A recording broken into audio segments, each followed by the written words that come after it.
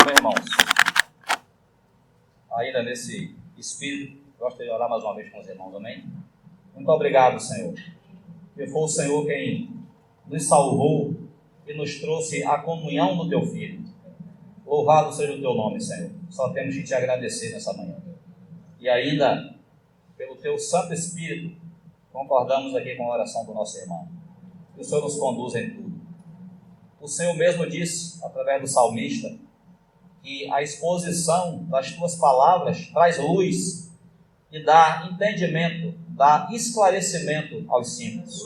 Por isso, nos colocamos como fracos diante do Senhor, pedindo humildemente que através da Tua palavra o Senhor nos fale nessa manhã.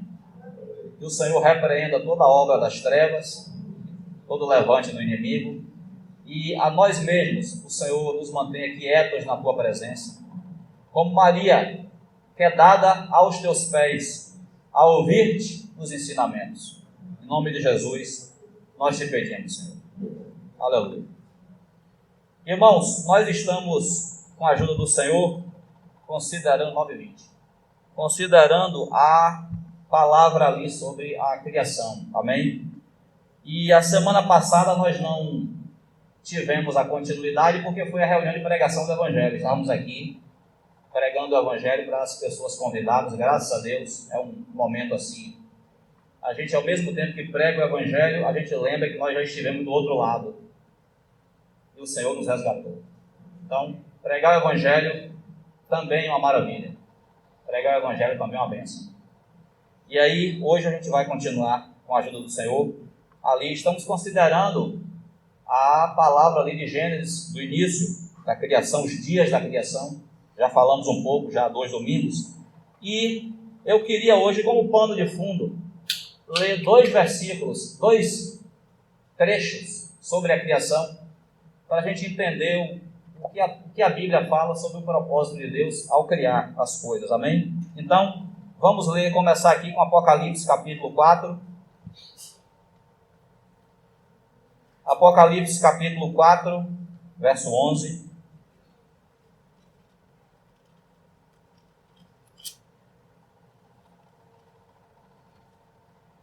Que diz assim, ó, é um louvor que os seres viventes e os 24 anciãos estão ministrando ali diante do trono. Então, o capítulo 4, verso 11 de Apocalipse diz assim: Tu és digno, Senhor e Deus nosso, de receber a glória, a honra e o poder, porque todas as coisas Tu criaste, sim, por causa da Tua vontade, vieram a existir e foram criadas. O outro trecho é bem conhecido nosso também, 4:11. O outro texto é Romanos capítulo 11, verso 33.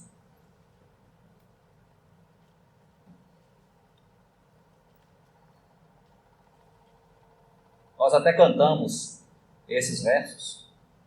11:33 de Romanos, que diz: Ó profundidade da riqueza, tanto da sabedoria como do conhecimento de Deus. Quão insondáveis são os seus juízos e quão inescrutáveis os seus caminhos. Quem, pois, conheceu a mente do Senhor? Ou quem foi o seu conselheiro? Ou quem primeiro deu a ele para que ele venha a ser restituído? Porque dele, e por meio dele, e para ele, são todas as coisas. A ele, pois, a glória eternamente. Amém. Irmãos, capítulo 4:11 de Apocalipse, Deus recebe louvor da sua criação pela criação, porque lá é dito que por causa da vontade de Deus é que as coisas foram criadas e vieram a existir. Então nada no universo é por acaso e sem propósito. Nada. Tudo que foi criado é criação do nosso Deus, porque Ele quis criar ele teve um propósito em criar. E ele criou para ele. Ele criou, para ser mais específico, para o filho dele. Então, nós falamos de nós, né? Nós não fomos criados para nós mesmos, para nos satisfazer, para sermos felizes. Nós fomos criados para Ele. Nós fomos criados para satisfazer a Ele. Pela vontade dEle, nós viemos a existir. E se não fosse a vontade dEle, não precisava criar a gente. Não tinha necessidade. Mas Ele quis. Tudo está relacionado com a vontade de Deus. Ele quis, Ele teve um propósito, Ele criou. Luciano, então você está me dizendo que nós não seremos felizes. Nós teremos aqui na Terra uma existência sem sentido, vazia, sem felicidade? Não, eu só estou dizendo que a nossa meta não é buscar a felicidade. A nossa meta é buscar os interesses dele. E quando a gente fizer isso, a gente vai ser feliz. A felicidade do homem não existe quando ele busca a sua felicidade. A felicidade do homem existe quando ele busca satisfazer aquele que o criou. Não é à toa que lá em Neemias existe aquele versículo muito conhecido nosso, que diz assim: os irmãos ali estavam ouvindo a palavra ali no retorno do cativeiro, e muitos ali já estavam há anos e anos sem contato com a palavra de Deus. Então a Bíblia relata no livro de Neemias que quando eles começaram a ouvir as Escrituras, a lei, eles começaram a chorar. E aí, os irmãos que estavam ali conduzindo aquela celebração, os levitas, o próprio Esdras, o próprio Neemias, eles disseram assim: não, hoje não é dia de tristeza, não. Hoje é dia de alegria. Hoje é dia de alegria. Sabe por que Deus está alegre? Deus estando alegre, a gente está alegre também. Então não se entristeça não, se alegre. Envie presentes uns aos outros, comam e bebam juntos, se alegrem. Aí diz assim: porque a alegria do Senhor é a nossa força. A alegria do Senhor é a nossa força. Se Ele estiver alegre, eu e você estamos alegres também. Estamos fortalecidos também. Então é isso. A nossa felicidade não está em buscar a nossa felicidade, está em buscar o reino de Deus e a sua justiça. Em primeiro lugar. E as demais coisas vos serão acrescentadas. Então isso muda o nosso foco. Nós não fomos criados para nós. Fomos criados para Ele. Nele foram criadas todas as coisas, quer nos céus, quer sobre a terra, as visíveis e as invisíveis, sejam tronos, sejam soberanias, quer principados, quer potestades. Tudo foi criado por meio dele e para ele. Então não podemos, quando a gente está estudando a criação de Deus, Gênesis, os dias da criação, nós temos que ter um pano de fundo que a própria Bíblia nos dá. Para que foi criado tudo isso? Para que criaram um elefante? Para que criou o mar? Por que criou o céu? A vontade de Deus, com o propósito que Ele desenhou, foi que fez todas essas coisas. Ele criou para Ele. Ele teve uma vontade. Por isso que Romanos, a gente acabou de ler, diz assim: quem foi que conheceu a mente do Senhor? Quem foi que deu conselho ao Senhor para Ele criar alguma coisa? Senhor, bota umas estrelas ali, do lado da lua ali. Quem foi que lá, naquele dia falou isso? Ninguém, irmãos. Ele foi o seu próprio conselheiro. Ele tem um plano, ele tem um propósito, e por causa da vontade dele, todas as coisas foram criadas. Eu lembro de um amado servo de Deus, que ele fala assim: você vê o crocodilo e você diz, que bicho feio, aquela bocona, cheia de dentes. O irmão fala assim: Deus não criou para você. Não é para você achar bonito nem feio. Deus criou o crocodilo para ele. Ele achando bonito, está tudo resolvido. Não importa a minha opinião. O mundo aí fora tem uma busca pela autossatisfação. Muitas pessoas aí fora vivem para se satisfazer. E por causa disso, elas serão infelizes eternamente. Somente no dia em que elas, pelo Espírito Santo, descobrirem que a nossa felicidade está em satisfazer aquele que nos criou. Ah, pronto, já foi. Nenhum soldado dessa vida se envolve, assim que diz lá em 1 Timóteo, nenhum soldado que foi chamado se envolve em negócios dessa vida, porque o objetivo do soldado é satisfazer aquele que o arregimentou. Você foi chamado, eu fui chamado, para satisfazer aquele que nos chamou. Quando a gente satisfaz a ele, nós somos felizes. Então, por que é importante colocar isso? Porque a Bíblia coloca. Todos aqueles dias da criação ali. Vamos lá para Gênesis capítulo 1, né? Já lemos em outras ocasiões, vamos ler mais uma vez aqui. Gênesis capítulo 1, a partir do verso 1 mesmo, e depois a gente vai prosseguindo. Então a Bíblia começa com Deus. Para que criou? Ele sabe por quê. Para que Deus criou? Ele tinha um propósito. Gênesis 1, no princípio, criou Deus os céus e a terra. A terra, porém, tornou-se sem forma e vazia. Havia trevas sobre a face do abismo, e o Espírito de Deus pairava por sobre as águas. Disse Deus, haja luz, e houve luz. E viu Deus que a luz era boa, e fez separação entre a luz e as trevas. Chamou Deus a luz dia, e as trevas noite. Houve tarde e manhã, o primeiro dia. E disse Deus, haja firmamento no meio das águas, e separação entre águas e águas. Fez, pois, Deus o firmamento e separação entre as águas debaixo do firmamento e as águas sobre o firmamento. E assim se fez. E chamou Deus ao firmamento céus, houve tarde e manhã, o segundo dia. Disse também Deus, ajuntem-se as águas debaixo dos céus num só lugar, e apareça a porção seca. E assim se fez. A porção seca chamou Deus terra, e ao ajuntamento das águas, mares. E viu Deus que isso era bom. E disse, produza a terra relva, ervas que deem semente e árvores frutíferas que deem fruto segundo a sua espécie, cuja semente esteja nele sobre a terra. E assim se fez. A terra, pois, produziu relva, ervas que davam semente, segundo a sua espécie, e árvores que davam fruto, cuja semente estava nele, conforme a sua espécie.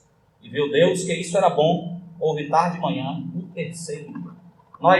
Eu li rápido porque a gente já tinha lido essa parte aí, com exceção da criação da vegetação. A gente já tinha lido nas reuniões anteriores, até o momento em que o Senhor separa as águas da porção seca. A porção seca ele chama de terra, é a parte que nós pisamos, a porção seca, e as águas no seu ajuntamento ele chamou de mares. E nós, irmãos, relembrando, nós estávamos falando daquilo que nós entendemos na Bíblia sobre esses dias da criação. Eu quero repetir para marcar então a retomada desse assunto. Por quê? Porque, segundo o nosso entendimento, que não é um entendimento que eu, Décio e os irmãos daqui formaram, não. É um entendimento de servos de Deus que já nos ensinaram a palavra nos séculos passados. Nós entendemos como eles. É importante dizer isso porque nem todos os irmãos em Cristo acreditam dessa forma. Nós acreditamos que quando você lê Gênesis capítulo 1 todo, que fala dos dias da criação, na verdade você está contemplando dois eventos distintos. Quais dois eventos distintos? É que no versículo 1 do capítulo 1, quando diz assim, no princípio criou Deus os céus e a terra. Ali nós entendemos que Deus criou tudo. Completo. Toda a criação, céus e terra, o universo, foi criada no verso 1 de Gênesis 1. Mas quando você passa para a leitura do verso 2, diz assim, a terra, porém, estava, a sua tradução na minha tem assim, mas essa palavra estava também pode ser traduzida por tornou-se, converteu-se, é a mesma palavra usada, já falei isso, para quando a mulher de Ló lá no capítulo 19, verso 26 de Gênesis. A mulher de Ló se converte numa estátua de sal. É a mesma palavra, pode ser traduzida como a terra converteu-se. A terra tornou-se sem forma e vazia, verso 2. A terra, porém, tornou-se sem forma e vazia. Havia trevas sobre a face do abismo, e o Espírito de Deus pairava por sobre as águas. Nós entendemos que isso é um evento diferente do que acontece no verso 1. Porque você começa a ver alguns elementos que eu vou chamar, não sei se é a melhor palavra, eu vou chamar de elementos estranhos. No verso 2 surgem trevas. Havia trevas sobre a face do abismo, e o Espírito de Deus pairava sobre as águas. De onde surgiu essas trevas? Uma vez que a Bíblia diz que o nosso Deus é luz, não há nele treva nenhuma. Onde vieram as trevas? É estranho. A narrativa coloca algo estranho para a gente. E é claro, você só vai, e eu, só vamos compreender a Bíblia lendo a própria Bíblia. Então, nós entendemos que alguma coisa acontece do verso 1 para o verso 2, que, na continuidade da revelação da Bíblia, nós entendemos que é a rebelião que houve no céu de Lúcifer, que se tornou Satanás, e os seus anjos que aderiram à rebelião. Houve ali um julgamento, e porque a terra foi atingida, nós falamos isso nos ombros dos irmãos do passado.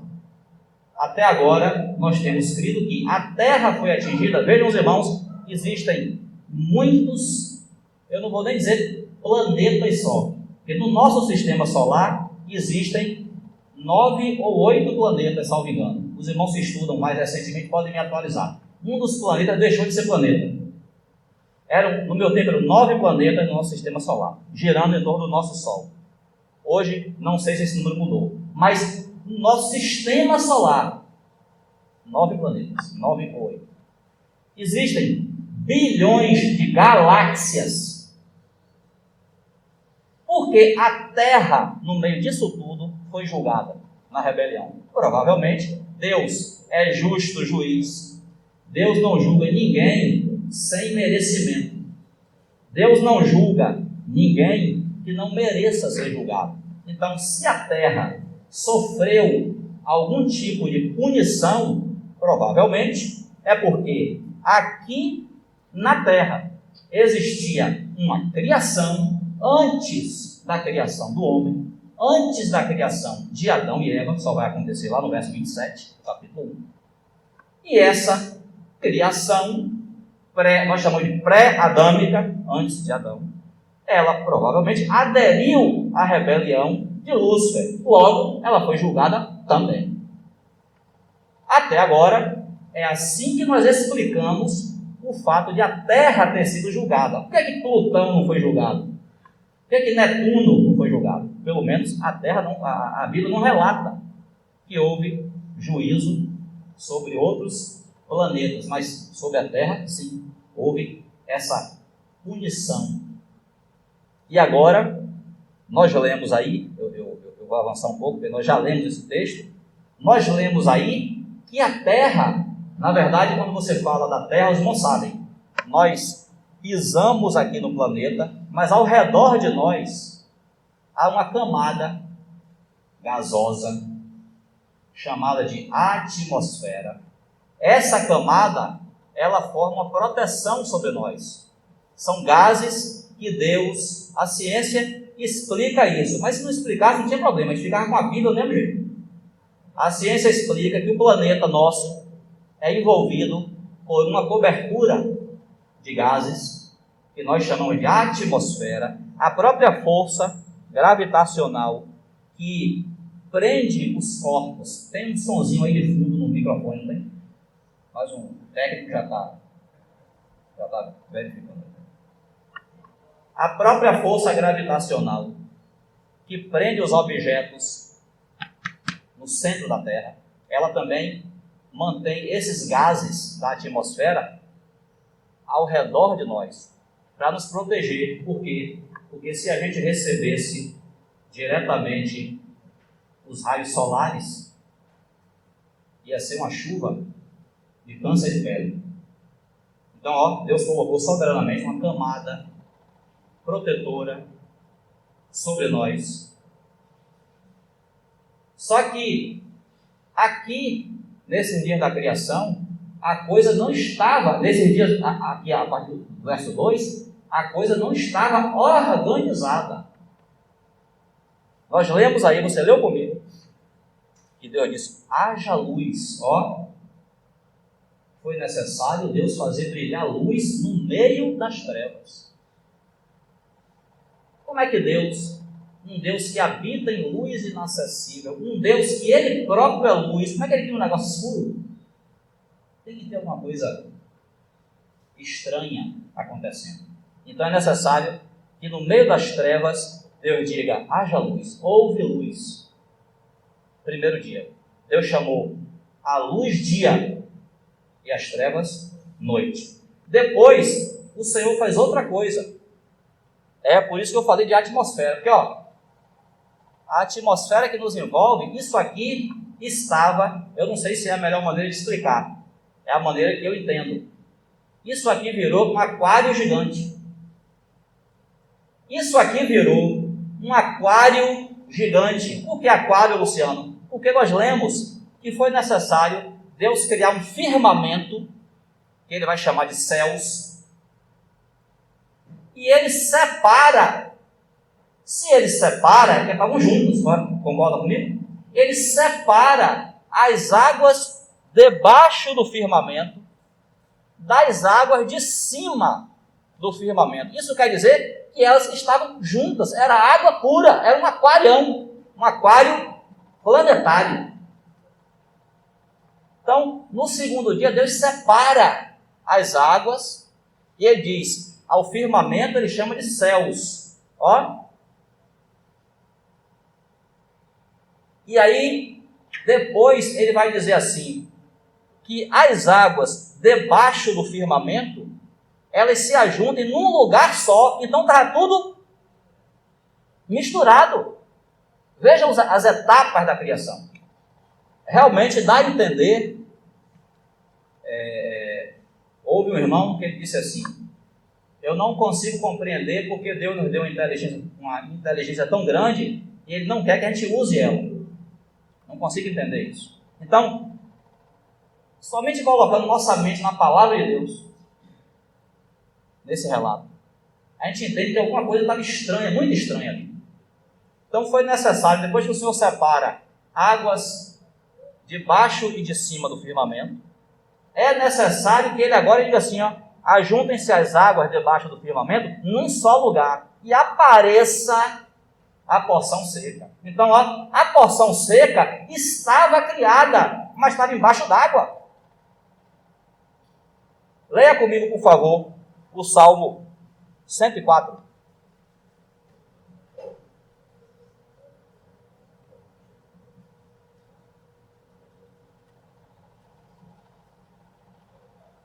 Salmo 104 pode ser a partir do verso 1 mesmo.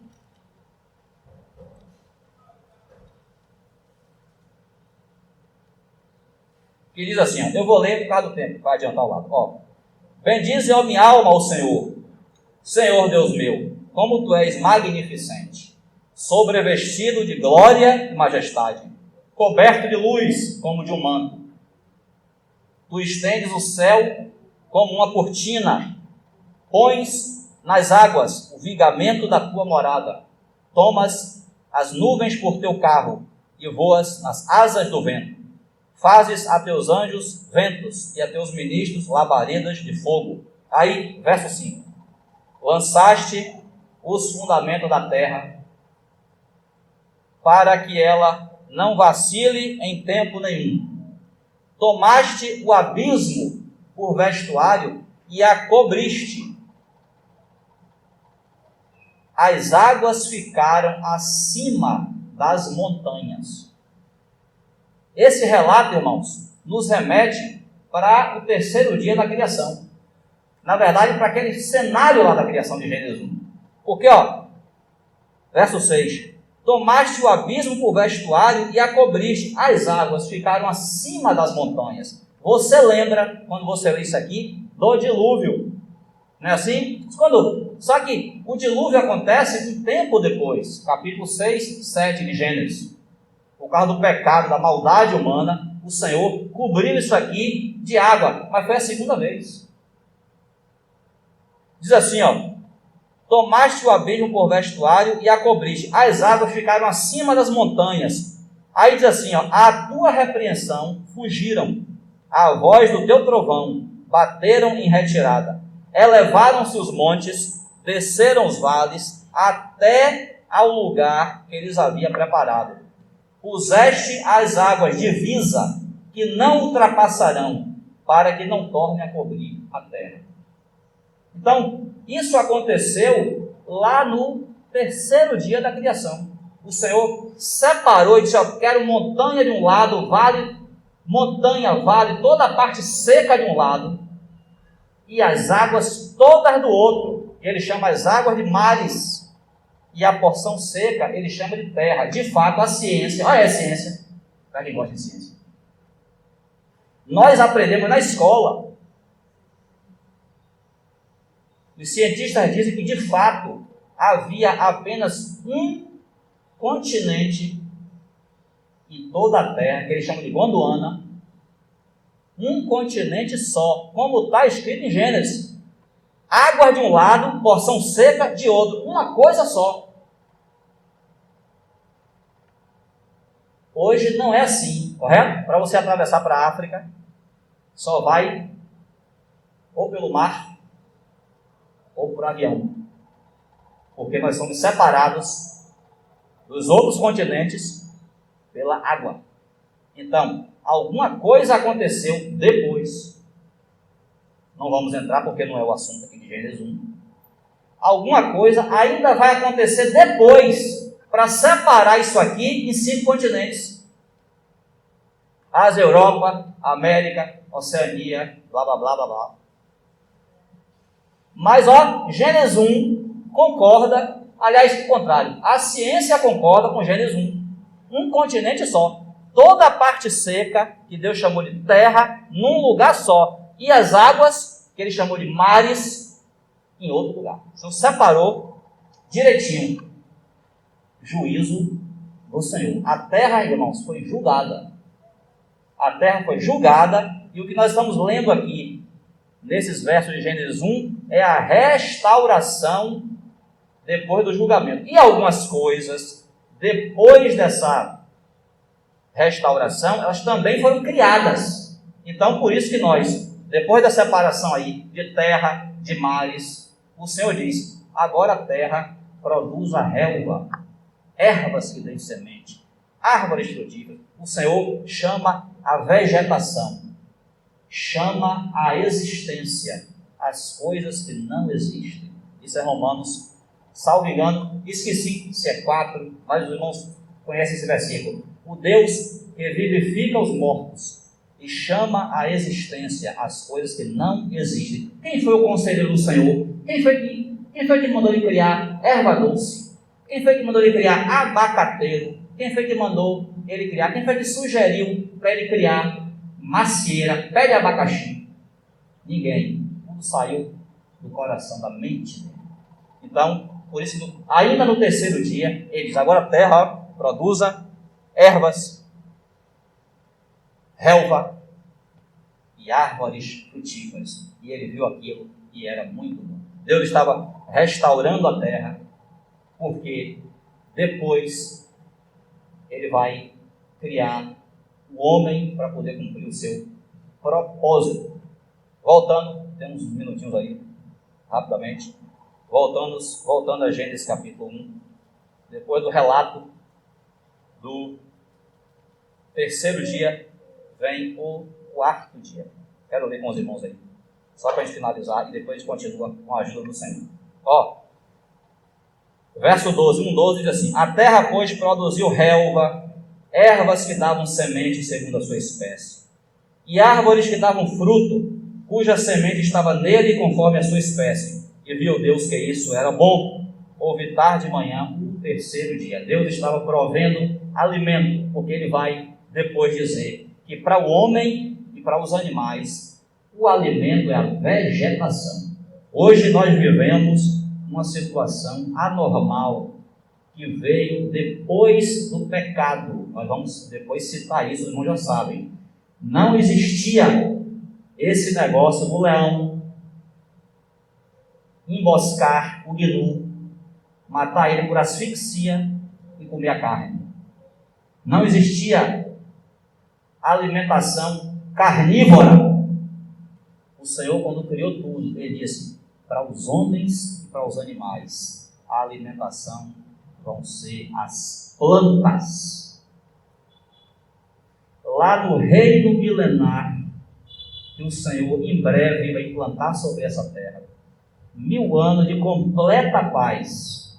Isaías capítulo 11 diz: o leão comerá palha como o boi. O Senhor vai restaurar a sua criação ao seu estado original. O leão come palha. A criação toda come vegetação. Inclusive eu e você. Não tinha churrasco no tempo lá da criação. Antes do pecado tinha não. Não tinha frigorífico do Mané não. Com isso, não entenda mal as minhas palavras. Não estou dizendo que é proibido comer carne. Não estou dizendo que não se deve comer carne. Só estou dizendo o que a Bíblia diz. Que essa é uma situação, essa é uma dieta que veio depois do pecado, lá depois do dilúvio, quando o Senhor diz a Noé, que tem dado a Noé para alimentação a carne dos animais. Mas antes disso, não tinha churrasco. Antes disso, nós comíamos vegetal. De novo, eu digo, não pegue minhas palavras. Você tem que ser vegano, tem que ser vegetariano. Não estou falando isso. Só estou falando de propósito original da criação. O Senhor aqui no terceiro dia proveu alimento. Ele ia criar o homem, ele ia criar os animais, precisava de alimento. Então ele manda a terra produzir relva, ervas, árvores frutíferas, alimento sobre a terra. Quando você vê aquele dado que a pessoa diz assim: fulano parece que nasceu antes da comida. Tá vendo? Mauro conhece esse dado. Impossível nascer antes da comida, porque os animais foram criados depois, no sexto dia. O homem foi criado no sexto dia, mas as plantas foram criadas no terceiro dia. Então, impossível nascer antes da comida. Quando nós nascemos, a comida já estava lá. Glória a Deus.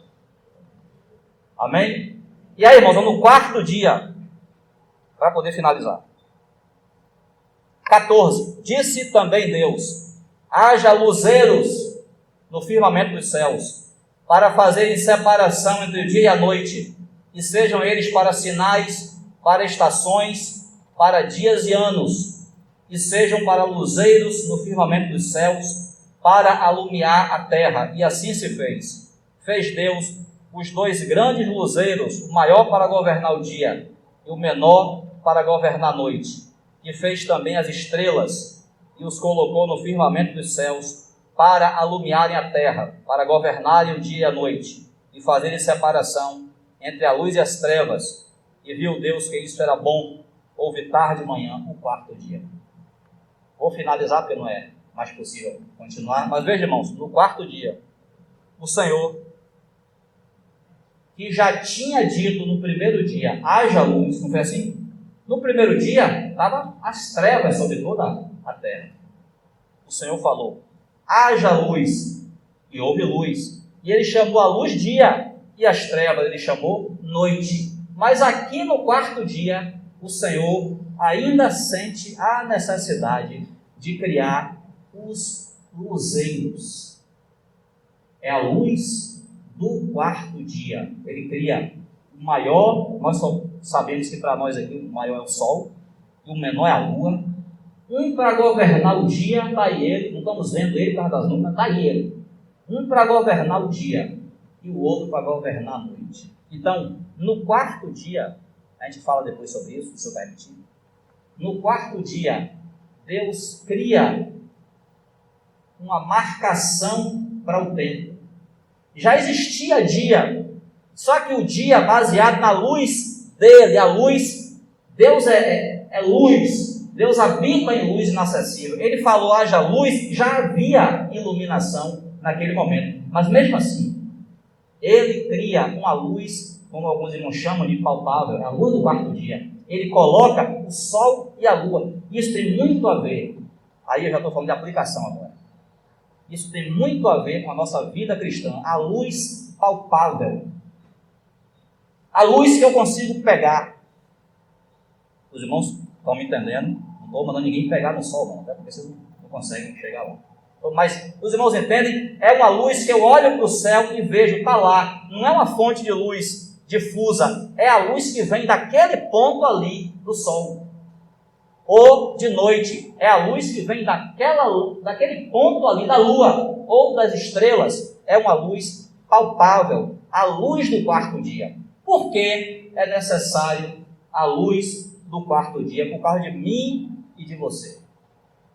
Na Bíblia, aí agora eu já estou falando de aplicação. Na Bíblia, o sol tem sido interpretado como o nosso Senhor encarnado.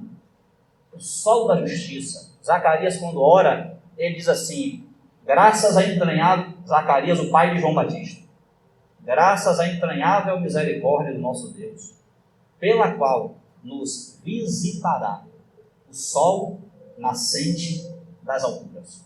Então, o sol nos visitou. O Senhor deu para nós João capítulo 1, no princípio era o Verbo, e o Verbo estava com Deus, e o Verbo era Deus. Mas no verso 14 diz assim, e o Verbo se fez carne. Essa luz lá intocável, inacessível para nós, ela veio para ser palpável para nós. Então o sol da justiça nos visitou. Essa é a luz do quarto dia. Uma luz que agora tem relacionamento comigo, que agora me chama para servi-lo. É o nosso Senhor encarnado. É a luz do quarto dia. E a lua?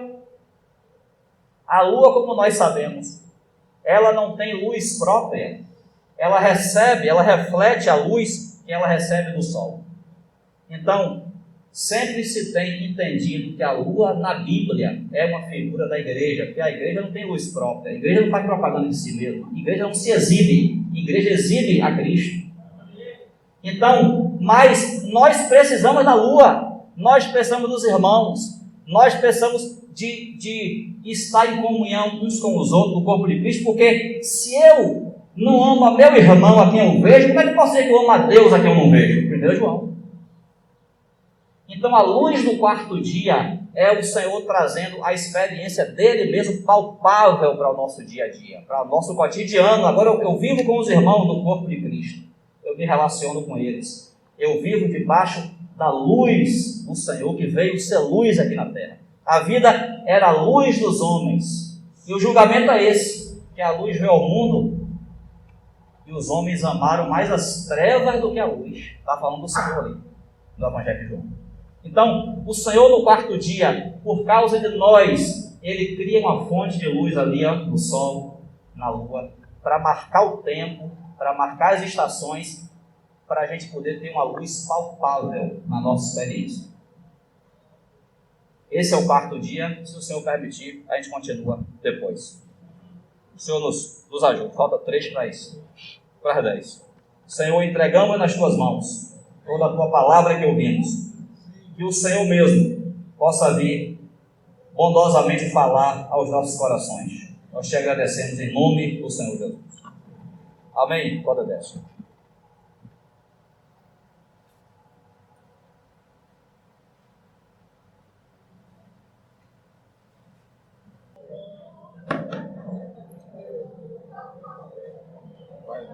Vai, tendo que botar aqui, meu irmão.